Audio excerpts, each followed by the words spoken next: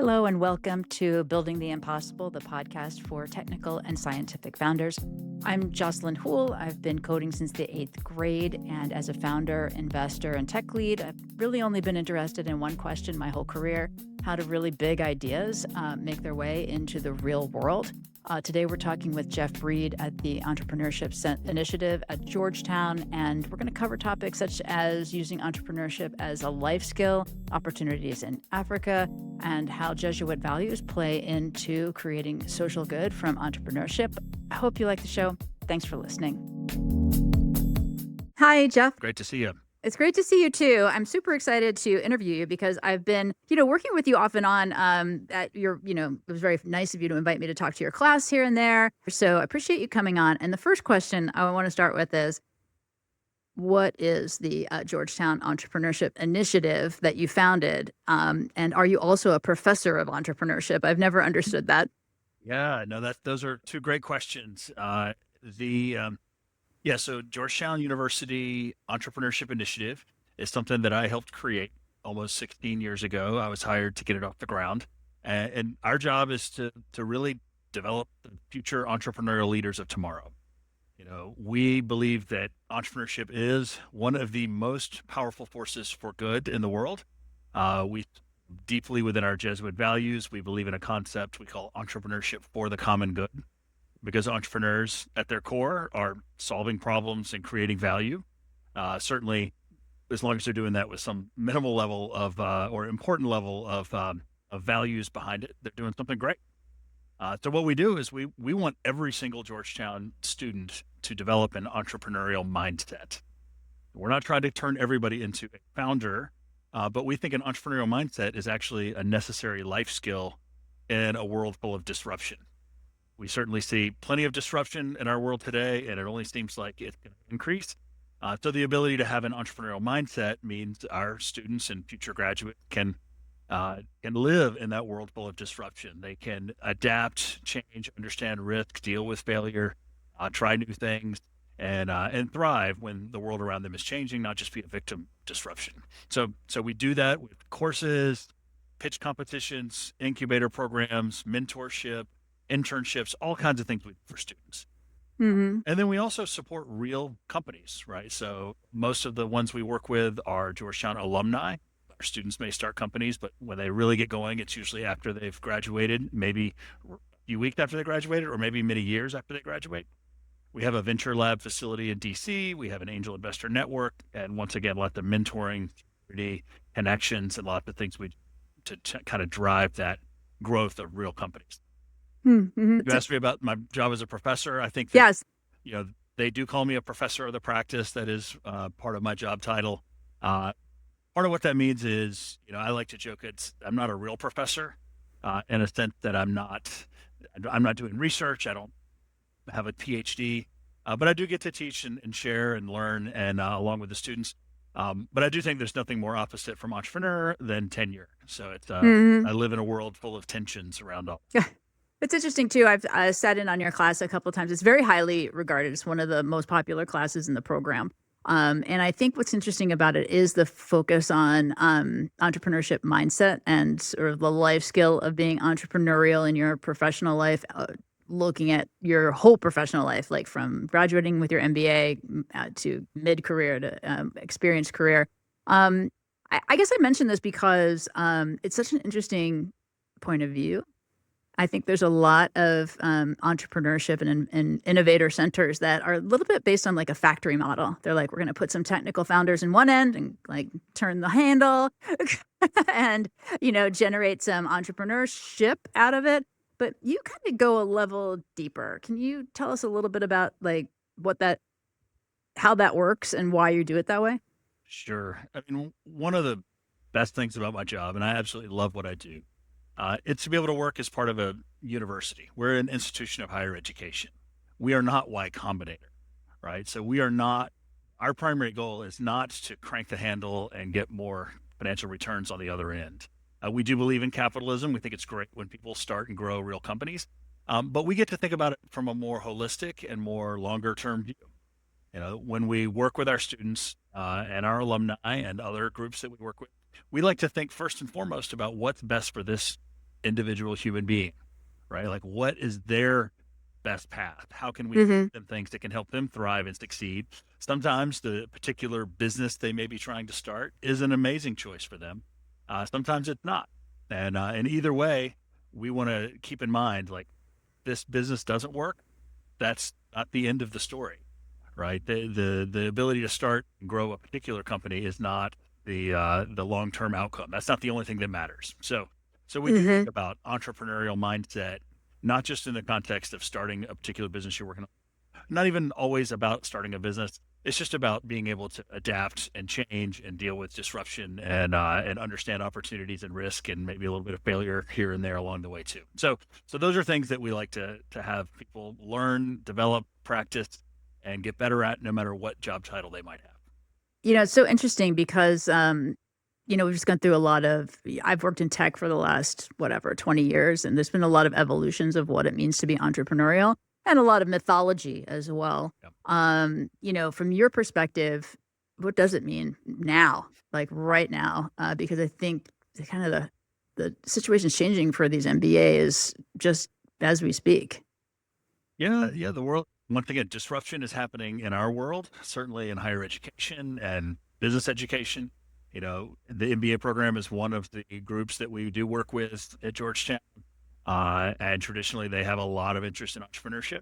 And I think now that interest is growing partly because their traditional options are shrinking.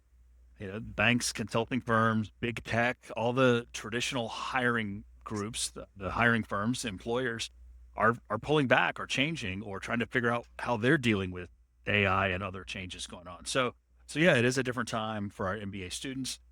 Some of them are working on their own startup idea. Some of them are now thinking, okay, if I can't go work for Goldman or Deloitte, maybe there's a high growth startup out there Hmm. that might be a great fit for me for a while. They can bring the business skills they're learning at the university to bring maybe a little bit of order to the chaos that often exists in an early stage start. So, That's so yes, interesting. people are thinking of different ways, and that's important and necessary.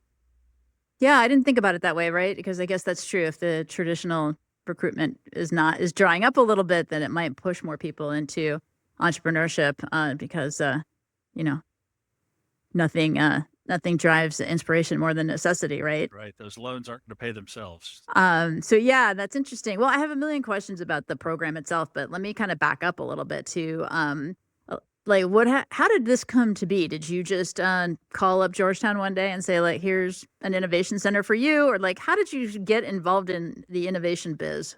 Yeah, it's I kind of fell into this, but found like it's the right fit for me. So when I was much younger, my number one priority has always been education. My parents were school teachers. I loved the idea of teaching. I saw how it made my life better and so many other people around me. So that was kind of my first interest, is figuring out some way to make education part of my life and career. And then I had a secondary interest, or love, you might say, in entrepreneurship. And that was the result of taking some great entrepreneurship classes, being around entrepreneurs. So when I finished the MBA program at UNC Chapel Hill, long time ago, nearly 30 years ago, I was hired to start their entrepreneur center, and I got lucky because they had tried to hire a tenured professor to get it going and had failed to hire the right person. So my job was just to kind of get something started so they could make it more attractive to hire the right tenured guy or gal. But over several years, they continued to fail to hire the right tenured person. So my job, I got to grow it and build it, and it was great. Hmm. I loved that role. So fast forward a few years, I had worked in the private sector. I'd moved to Washington, D.C. I did not think I wanted to work for a university again, but I wanted to volunteer at Georgetown. And I Mm. could never figure out who was running the Entrepreneur Center. I asked around and tried to figure it out. Somebody eventually introduced me to the dean. He said, "Yeah, we don't have a center. Why don't you help us start it?" Here's why you can't find it. I was on an advisory board, and then in the recession of 2009, I was laid off by the nonprofit office I was running, and then my first call was to the dean. He said, "Yeah, come on." So Oh, 2009 that's great. was not a hard choice. I had no idea at that point that I'd still be here this many years later, but I do love it, and we continue to grow. And we still got a long way to go before we're finished. Yeah, I have so many questions about that because I think one of the themes you talk about is sort of like the tension between having a big career plan and then sort of opportunistically moving forward, which maybe is part of that entrepreneurship mindset. But let me switch gears because this show is really focused on technical and scientific founders as an audience, and they're a particular kind of founder. In some ways, I feel like they look like underserved founders, like women, people of color, because they have a lot of myths in their mind about what it is to be a founder, entrepreneurship. So, I wonder if do you have a specific, let me like thought pattern, or when you see a technical founder, like what are your kind of first couple pieces of advice? Yeah. There's so many different types of entrepreneurs, right? And maybe that's message number one, right? I believe, and I think there's a lot of data that backs this up, that entrepreneurial talent is evenly distributed across humanity. And no matter where you grow up, where you're born, whatever, you have entrepreneurial talent within you. But opportunity is absolutely not distributed equally. Right. And I do think when it comes to technology in particular, there are a lot of stereotypes and cultural barriers and such. I will say, because Georgetown University does not have an engineering school, and we don't have as many hard tech type businesses, but those that I do run into, there's sometimes a focus on the technology, which is natural, and less of a focus on the human side or even the market or business side. Hmm. This is kind of a classic challenge. You've got the great inventor, the tinkerer, the techie, the coder, whatever it is. They know their products, they know their invention really, really well, but they may not have a better understanding of how the world's going to react to their seemingly better mousetrap. I do think it's kind of related to the expectations around being a founder. In your mind, what have you seen, or what are you currently seeing that are some, I think, myths about what it takes to be an entrepreneur?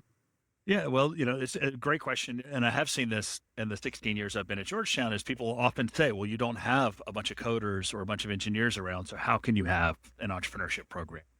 And I think that's one of the myths is that you have to start with the tech. Hmm. I think it's a lot of businesses really do require important uses of technology. That's almost a necessity, but it doesn't have to start with the tech. Hmm. It might start with someone saying, "Hey, here's a problem that I experience or that I observe. How can I solve it?" And understanding, the customer empathy may be the number one most valuable thing.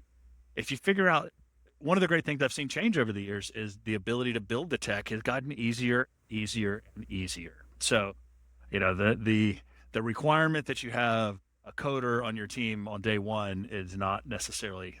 My opinion, that's going away. Like, I think everybody just turned into a programmer and everybody just got a lot more opportunity to be entrepreneurial, right? So I do think you're going to see a whole new group of people who have the capability, but do they want to do it? Well, they got to be able to use technology, but they don't have to be Yeah. the expert on the technology, right? It's becoming more and more of a commodity or certainly some businesses are inventing a new tech and that's different, but a lot of other businesses are using existing tech in just new and creative ways and can build a great business that way. Do you think just working with students in the entrepreneurial world here in DC, do you think DC, this where Georgetown's located, and I know it's an international organization, obviously, do you think it takes on a different tenor because we're close to the government, defense, space?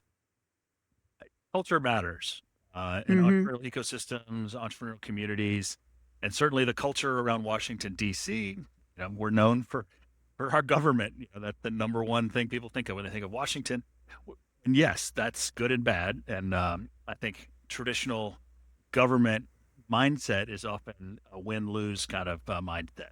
I'm fighting for my slice of the budget pie, or in electoral politics, I either get the vote or you do. So it's very much fight one against the other. Where in Hmm. entrepreneurial culture, it's more about growing the pie for everybody. You might be competing, but you're also growing. So I do think that different mindset is somewhat of a challenge here in the DC area. Hmm. It affects us at Georgetown. But I also think that's changing. I think that problems that entrepreneurs are often approaching are ones more and more that have a major regulatory or government component. Like the Right. bigger problems in our society are the ones that are great entrepreneurial opportunities, but they're regulated, whether it's healthcare, transportation, energy, education, all these things that, Right. of course, the defense industry now has got a ton of innovation going on. Right? So all these entrepreneurs that are in those spaces are going to be coming through DC one way or another. Um, Yeah, that's true. I think like technical founders and others who are considering on their ideas in the context of defense, aerospace, like the really big ideas, as you mentioning, I do think we can do a different show about this, but the path to getting implemented in a government agency or a defense tech world, that used to be 7 to 10 years just for contracting. And now that's really changing. I've seen some companies, actually some startups, base their business on government contracts successfully, which we never used to invest in guys like that because we're like, oh, it's too unknown. yeah, I still think that's a very different type of business, and I agree. There's big opportunities and there's change. It is harder to predict. Some of those are more based on understanding the relationships as opposed to, just having the best product kind of thing. Yeah, yeah, So that's there's a lot true. of challenges, but you're right. I mean, that process needs to change. And I think having more entrepreneurial thinking and mindsets in these government agencies and defense departments, all that would be really helpful for all of us. And the structures are changing. I think there's an appetite for it, so I think that's interesting.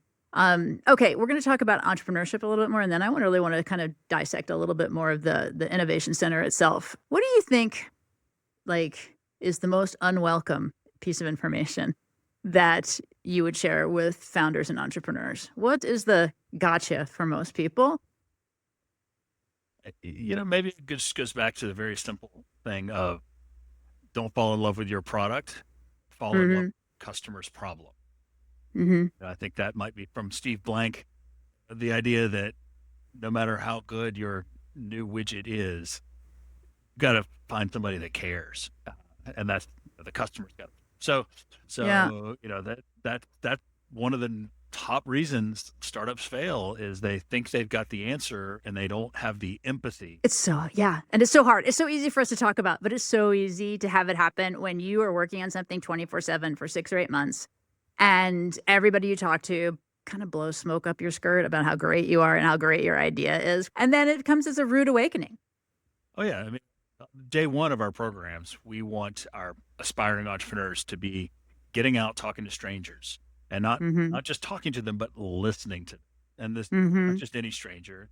We're not sending them out to dangerous things, but the idea is like identify who you think is going to be your customer, and then find those people and listen to them and find out, do they really have the problem you think they do? And the more you learn, the more likely you're going to find that your proposed solution is not what they want. Maybe it's only a slightly different, can easily change or pivot, but it might be totally different. Or maybe they just don't care enough at all to buy your. Maybe people will tell you, "Hey, that's great, looks nice." It's kind of like what your mother would tell you. Hey, great idea, I love it. But Yeah, then, they talk about the vitamin versus the pain pill, right? They're just like, that sounds good. yeah, they got to actually Yeah. put money down. They got to give up something to prove that they really need this. Uh, Yeah. they got to buy it, not just say it's nice. I think we're probably saying the same thing because I would say the thing that I think people are unprepared for is how painful it is to land that first customer. It's very painful. So Yeah, much more than you realize. yeah, and especially Yeah. when you're developing a hard tech, something really deep, because it takes longer to build those things, and That's true. maybe your customers don't understand it as well as well, they probably don't understand it as well as you. But the tech really doesn't what they're solving. That's not what they're buying, right? They're buying the Hmm. so Yeah, you have to kiss a lot of frogs yeah, because you're building something really big. That's true. That's harder to know when to pivot, right? If you're building a mobile app, it's like no big deal, right? If you're building a telescope or something like that, it's harder.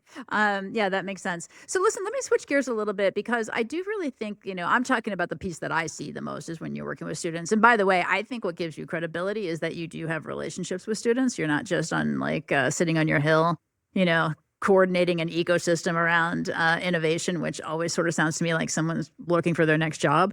You've really created a community here in the DC area. And the reason I think I want to deconstruct that is I'm going to bet you, in fact, I know for a fact, there's some other business schools out there that haven't started thinking about the impact of AI in a very constructive or forward thinking way. I think that's a mistake, and they're very quickly going to need to pivot to create the kind of like micro systems that you've created.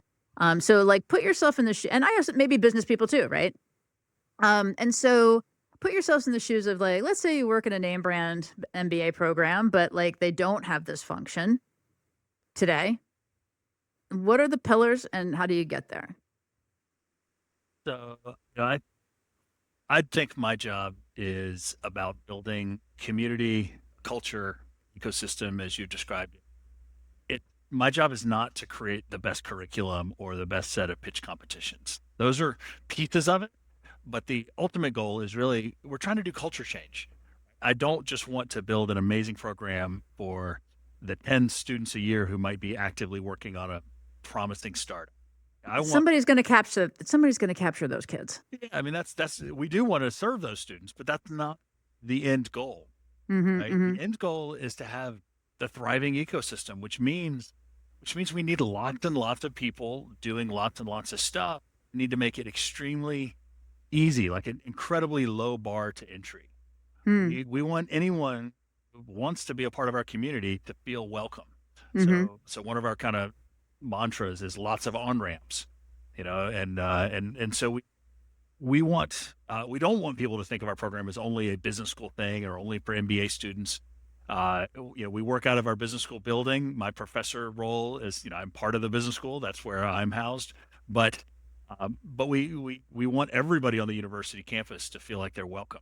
And Yeah. sometimes it Yeah. means we get out of our building and go to other places, or we And I've met medical researchers through a lot of your, events as well. So you definitely get the sense on campus that you are integrating. So I guess from your perspective, you start with what's right in front of you. You've got the whole university, that community, right? So you kind of expand out of the business into other disciplines and other parts of the community outreach, right? Kind of leverage all of that. So let's say, okay, now we've got our aerospace engineers and our biophysicists engaged, right? And the university now knows I'm trying to do this.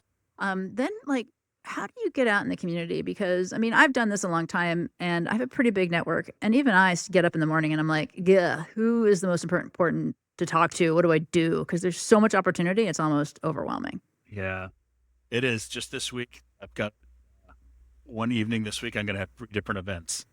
Um, and because it's exam time now on campus, I don't have classes, and so it's easier for me to get out to do these kind of things. I wish I had more time available to do more community building outside the university. But I do think it's really important for us to be a part of a thriving ecosystem. I think Mhm. Washington, Mhm. D.C. and our greater Washington region has all the right elements for a thriving entrepreneurial ecosystem. And we do have a great entrepreneurial ecosystem, but it's a little disparate right now and maybe not clicking on all cylinders. And I think it requires people to kind of come together and find ways to work together. And so, Yeah. I get out as much as I can. I also have a lot of colleagues that get out and do things, right? That's one of the great things. It's not just me. There's a lot of other people connected to Georgetown doing a lot of great things in the region and getting people together, finding ways to partner. It again that mindset that we have worked closely with a lot of the other local universities. We don't, at least I personally don't, and I'm pretty sure most of my counterparts would say the same thing, is that we don't Mhm. feel like we're competing against each other. We're helping. The universities are one part of a growing ecosystem where we can all help each other. Yeah, yeah. I think that's right. So, coordinating across and like inter and intra university. In this area, though, I will just say one of the interesting things about some of your events that I've gone to so far, and I don't know if this is just luck or happenstance, but there's a good mix of investors, founders, and potential buyers. Um, I think is that on purpose? Because a lot of these things are just overweighted with investors, and entrepreneurs don't really wanna spend time with those guys necessarily. They're looking for people who can get them a sale. Yeah, yeah. I mean, we love having the right mix in the room. Mhm. Sometimes we curate that carefully. Sometimes we just get lucky. Mhm. But yeah, I think that's right. Like a great ecosystem has, you have your ideas, your technology, and then your founders, the human beings that help advance those things. You have your money, your capital, and the people that represent the capital, and you have this kind of the grease or the oil that makes it all work together, right? And those, Mhm. sometimes it's the events, it's the culture, it's bringing people together. All those are the kind of the grease that those other things would just be kind of like cogs in a machine, but if they don't have the grease, then they're not turning. Yeah. So that, having people come to events, having the right group of folks, I think, yeah, it's always fun when you get that together. And one of the great things we've done recently is have a growing partnership with our university's Office of Technology Commercialization. Oh, You yeah. Tell know, me it, more. our university, again, without an engineering school, we haven't traditionally done a ton of commercialization effort, but we have some great leadership. Tatiana is our leader of our tech transfer office. She joined us a couple of years ago. She's really breathed a tremendous amount of life and fresh air into that team, into that operation. And so we have more and more university scientists, some of whom maybe were kind of waiting around for a little more help. We have a lot more kind of showing up saying, hey, I've got this thing I'm building in my lab. Maybe it has commercial potential. And by partnering with her, and we're helping kind of develop that culture on our campus. And some of those technologies are the types of things that do attract investors. So it's part of a thriving ecosystem to have more and more of that kind of hard technology in addition to all the other things that we've seen kind of over the years. That's really cool. I think that's going to be a great from a mindset perspective, but I also think there's a lot of good inventors that need the help. Um, I've met some of them through the program, and I'm happy to hear that.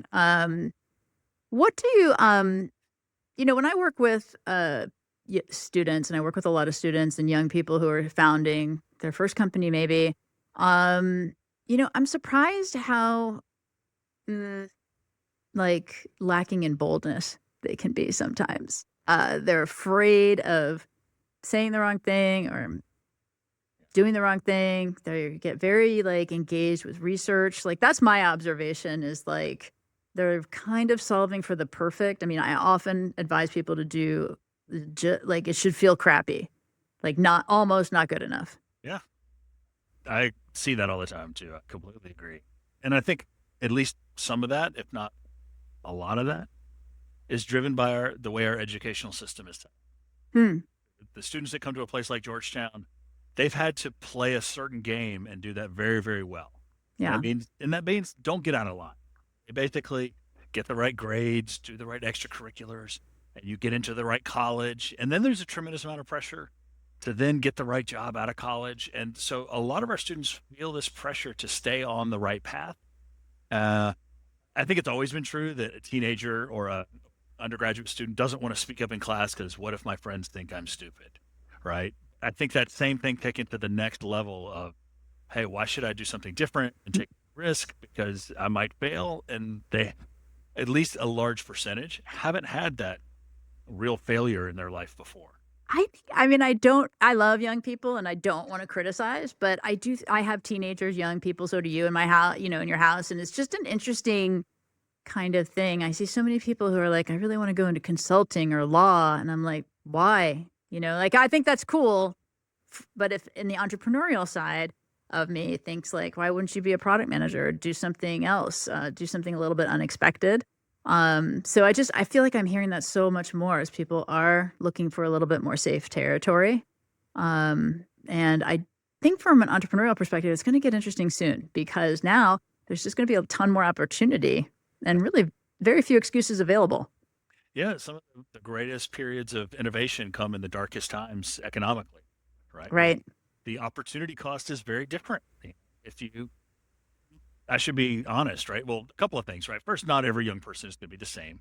So I don't want to paint too big of a brush. Yeah, yeah, yeah. I don't like that. But the other thing I would say is, the reality of student loan debt is No, overhang. it's a crusher. There's a reality of how much money these students will have to pay back. Then there's also the reality of the anxiety it creates, right? Sometimes dollars are not as high as the student imagines. Like we created a program where we help students pay their loan after graduation if they're working on a startup.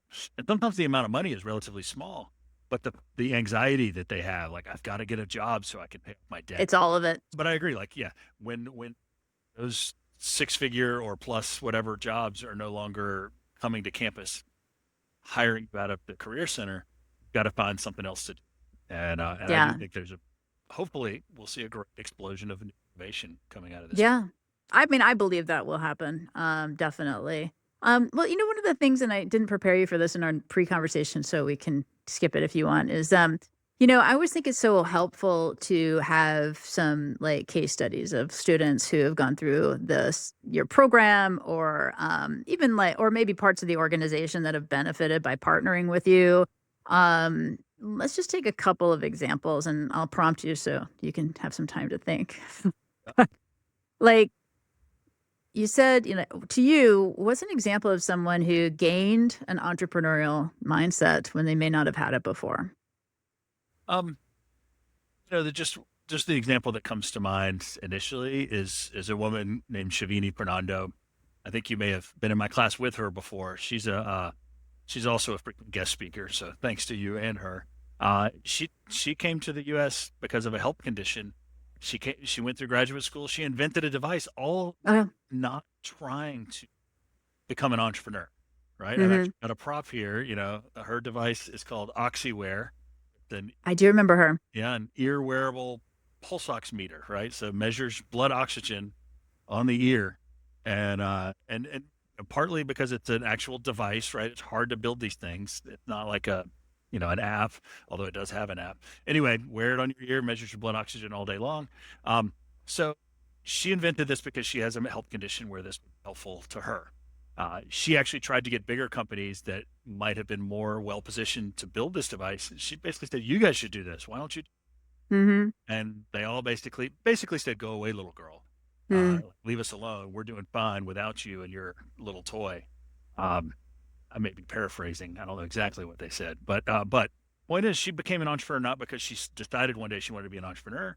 She became an entrepreneur because she saw that this thing should exist, and she knew that there were millions of people like her that needed it. So, anyways, I think she kind of developed that entrepreneurial mindset. She's now several years into it. She has FDA approval. It's taken a long time to get to where she is now, but she's well positioned. And I think one of the things that I've seen uh, in her is the ability to overcome obstacles. Right. Mhm. I think before she ever started this business, she had the personality characteristic of which, if somebody told her you can't do this thing, she really wanted to do it.